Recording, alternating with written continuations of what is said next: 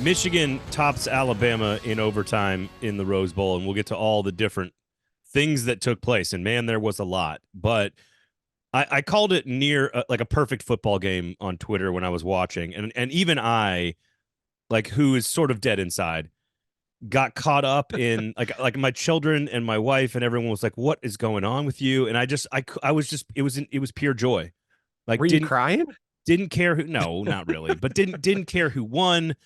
Just again, it was not a perfectly played game, very sloppy. In fact, I would argue that Michigan won that game without their best, which I think is surprising to me, and I probably am wrong. I was wrong about that. I thought they needed to play their perfect game to overcome some of the athleticism, but like I thought Alabama also didn't play its best game. But I also, to your point about how it played out as expected, this was the same Alabama team that we saw all year with some of the same problems that we saw all year, some of the same strengths that we saw all year.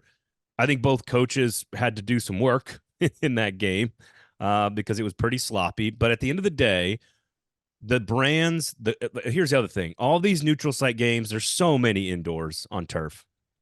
And I know it's cliche to talk about the Rose Bowl, but my first experience with the Rose Bowl was my father and grandfather crying in 1993 when Wisconsin won their first Rose Bowl. And just like the stadium is different, the crowd is different, the atmosphere is different. It is grass, it is the San Gabriel Mountains, it is sunshine, it is outdoors the way God intended college football to be played.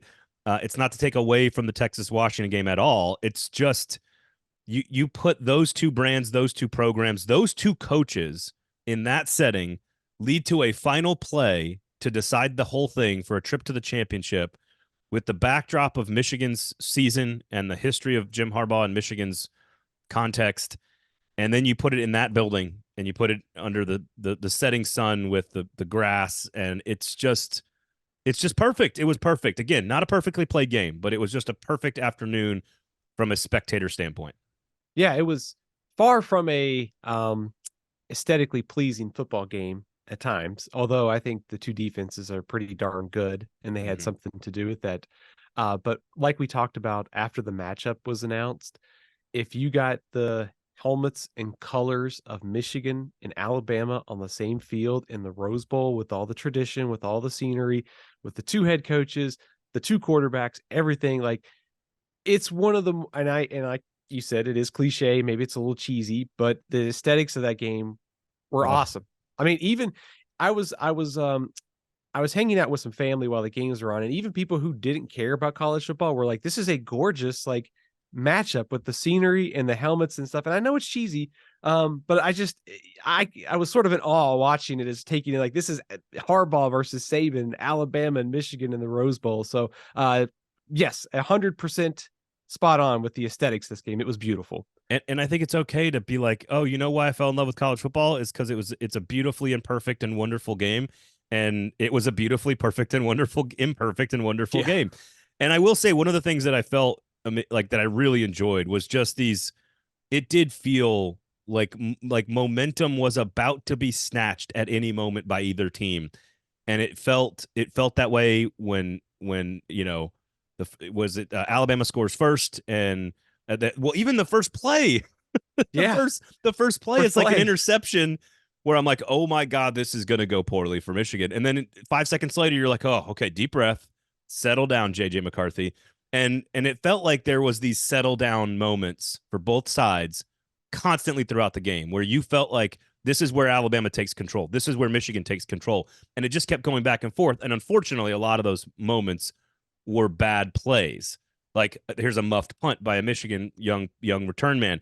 Here's Jalen Milroe and some bad snaps. Here's Jalen Milroe not reading the defense or the protection correctly and just getting sacked on like a play that he probably should have.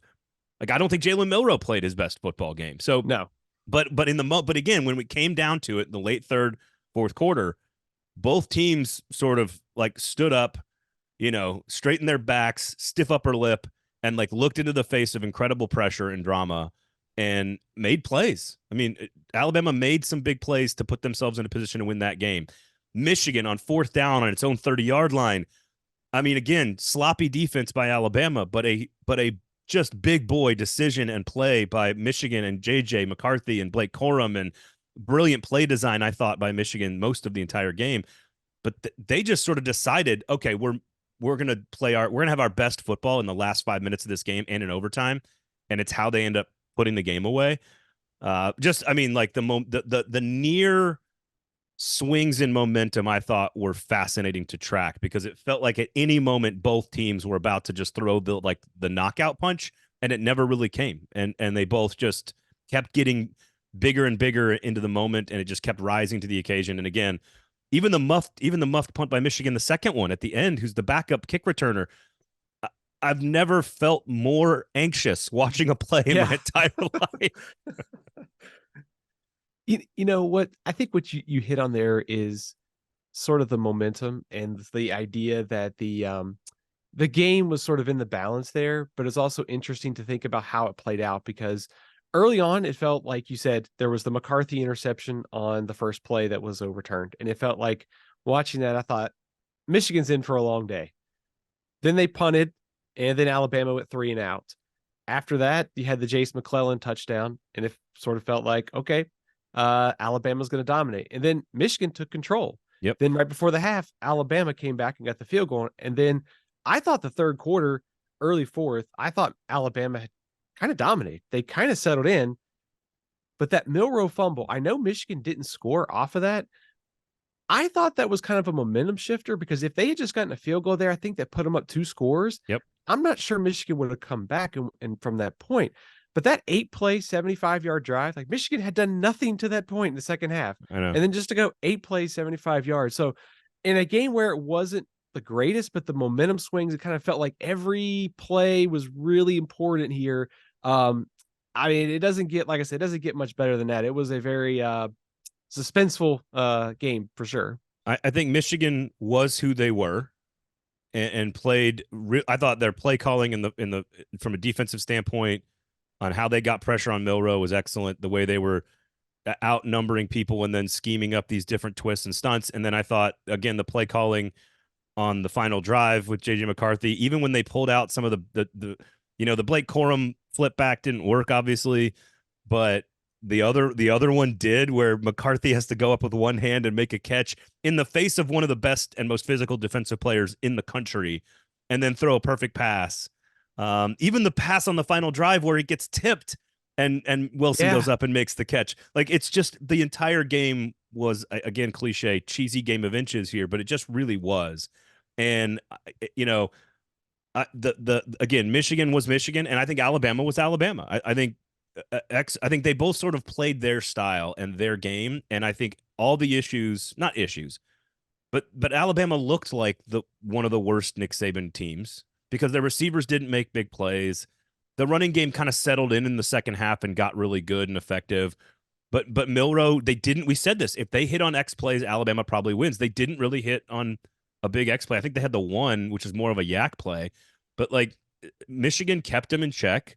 Sure, Milroe got his yards in the second half when plays started breaking down and the game kind of got more comfortable. And they still needed a long 75-yard drive after doing nothing in the second half to win the game. But, like, I think kind of they both played their games, were themselves, and Michigan was the better team. Yeah, I would agree with that. I think the biggest takeaway that I had was, or maybe it's I'm not surprised that Michigan's defensive line dominated or played a really good game. I'm just surprised that the Alabama offensive line, like, after the way they played against Georgia, I just kind of assumed that over the next month they would continue to progress in the right direction. And they got manhandled. And I thought Alabama adjusted a little bit, like in late second, early third. They kind of started to go to the perimeter more. They kind of stopped with some of the drop back passing game. Thought it was too little too late. They kind of figured that out probably needed to adjust a little bit earlier, but Milroe, he had some big runs in there and has ended up with 63 rushing yards, a longest rush of 18. There were a few nice plays in there, but there was not the dynamic kind of play or two that I thought we would see. So Michigan's defense did a good job there. To your point on the big pass plays, the longest pass completion for Alabama was 29 yards. That was to Isaiah Bond. I think that was right before halftime. So everything, I think, if a path for Alabama to win that game, kind of revolved around Milroe and a few big plays here and there, Yeah. and the offensive line holding up, and neither of them came true. And a lot of that was just Michigan's defense was just awesome on January 1st. So I hesitate to say this because I know it's going to like irritate people, but I think this is the best Michigan team we've seen maybe in how long? Since '97. I yeah, actually had a chance to talk to John Jansen over the weekend. I was doing some radio, and he was just talking about how like we weren't the best team in '97, but we weren't the best players, but we were the best team. And I think that's what Michigan is right now. And if they beat Washington because they can sort of control the style of the game because they're going to make, I mean, obviously if you're Washington, you're concerned about it getting sort of just being dominated in the line of scrimmage. And, you know, that's the style Michigan wants to play anyway. And that's I think both teams, Washington and Michigan, need to go into the game being true to themselves. Like, I think Washington should try to sling it around, and I think Michigan should try to dominate the line of scrimmage. And I think it's going to be fascinating to watch two great coaches do that in the championship game. But I think this Alabama team, while they are going to lose some pieces, is full of a lot of really talented young players. When you're starting safety and your tackle and your quarterback's in his first year, like they got a lot of really, there were some 5-star running backs out there in the backfield in the second half for Alabama. yeah, This is, Michigan and Jim Harbaugh deserve an insane amount of credit for what they've accomplished in the face of all the self-inflicted controversy. But Nick Saban, this is one of the best coaching jobs. This is, you know, offensive line couldn't protect a quarterback. They don't have star wide receivers. They're young at a lot of different positions. They got a quarterback who got benched early in the year. I mean, like, for all the things we said about Alabama, they were still in overtime, one play away from getting to the national championship game. And I think you have to take your hat off to Nick Saban and say, all right, like, there's a reason you're the greatest of all time. They were a very flawed team this year, and it's crazy to think about where this team came from. Like, after the loss to Texas, the game against South Florida just was a complete like disaster. No show. It was one of the strangest performances I've seen out of Alabama. I just assumed like after that game they were not going to be able to make the playoff. I figured they might be fortunate to get to 10-2 at that point. So the fact they were, like you said, a play away from being in the national championship and potentially winning it if they got to the national championship game. I know I don't know whether it's cheesy or whether it's like you could roll your eyes and say you have to give credit to the Nick Saban and his staff, but really, I mean, Milroe came a long way in a very short amount of time. Also, I think just the evolution of the offense, not to mention some of the defensive pieces as the transfers, the freshmen, as the season went on they settled in. And, for all their flaws, like we said, they're a player or two away from playing for the national championship, and they're going to be very good again next season. It is a little puzzling why they continue to have so much trouble with snaps all year. We saw it against Auburn. We saw it against Michigan. I don't get it. I think Tommy Rees is probably going to be hearing it a lot this offseason about some of the play calls in that game. But the bottom line is I think Alabama's going to be very good again next year. And let's just, like, again, I thought the play calling and the design on offense by Michigan to get the Alabama's defense sort of side to side, like, Alabama just lost players. Like, this is, well, we can say two things here, right? Like, Michigan didn't play its best game, still won, and they also almost gave away a very winnable game in a championship situation. But Michigan was just the better team. And but I will say, you look at Alabama and you're like, I don't see Jerry Jeudy and Amari Cooper and Henry Ruggs and Jalen Waddle. I don't see Derrick Henry. I don't see Dante Hightower. And maybe that is the effect of the modern era of college football and the portal and the transfers. And maybe they just haven't been stockpiling as much.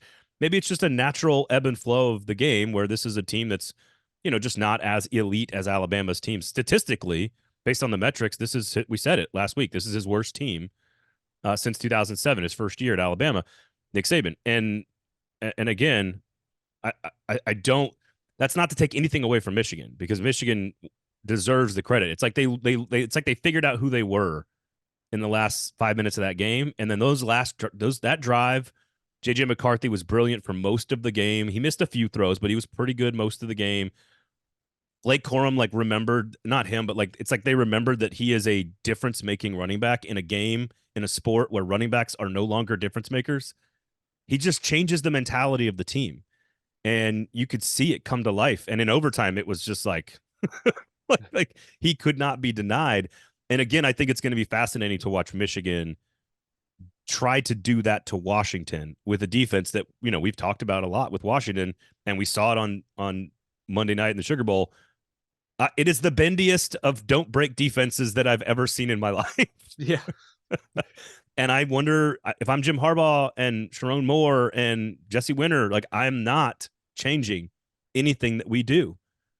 It doesn't mean you're going to pressure Michael Penix and stop those receivers. It doesn't mean you're going to, run the ball for 280 yards on 52 carries, but I would try if I'm Michigan, because it worked. It worked in the Rose Bowl, and it worked to get this team to another undefeated season, to another playoff bid, and now to one win away from the top of the mountain for the first time since 97. And if they win it, it's because they are the best team in college football, and I think they will have earned it. You can say whatever you want about all the other off the field stuff, but right now there is no question that Michigan and Washington are the two best teams in college football right now.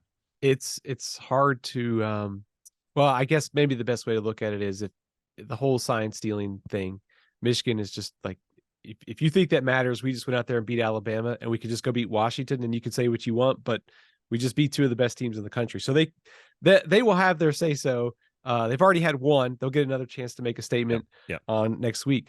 Also, I think Sharon Moore for Michigan called an outstanding game. Some of the creativity in key spots, he was awesome in that matchup.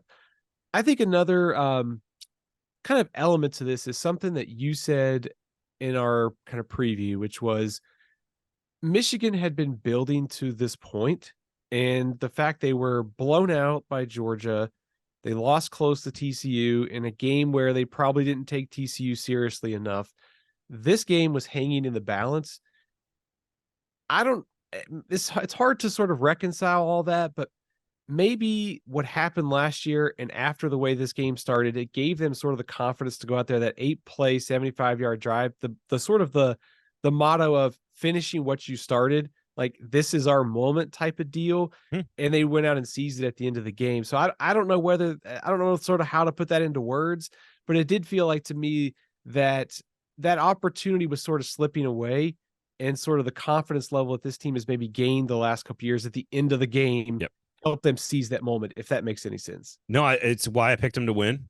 It's why I think they won, is their experience and their unity. And I think if you put all the context of the last 3 years of this team, let's say if you take any team that is among the best roster wise, and Michigan is among the best, we can pick and choose whoever's the actual best roster, whatever. But, like, let's just say you're one of the 5 or 6 best teams heading into a season, and Michigan was clearly that, and they head into the season as one of the best teams. But then you add all these layers of context, which is 2 straight years in the playoff with experiences that probably drive them every day. Right. How about 65 years of one half of a championship, since 1948? No championship appearances in the BCS era or the playoff era. And the Jim Harbaugh stuff, like the us against the world sort of mentality. Like, if you layer all of that stuff into a roster that's already experienced and already among the best in college football, you have a team that is prepared for the moment. And clearly you cannot argue they played their best football on the 2 most critical possessions of the game. And that is a credit to Michigan, to McCarthy, to Harbaugh, to Moore, to the offensive line. Also, by the way, without their best offensive lineman. Right. A credit to Corum, a credit to everybody. And I just, Michigan, congratulations. Awesome team, awesome game, fantastic finish to that. And don't do anything differently. Be yourself in the championship game. And then I think we're in for a fantastic show.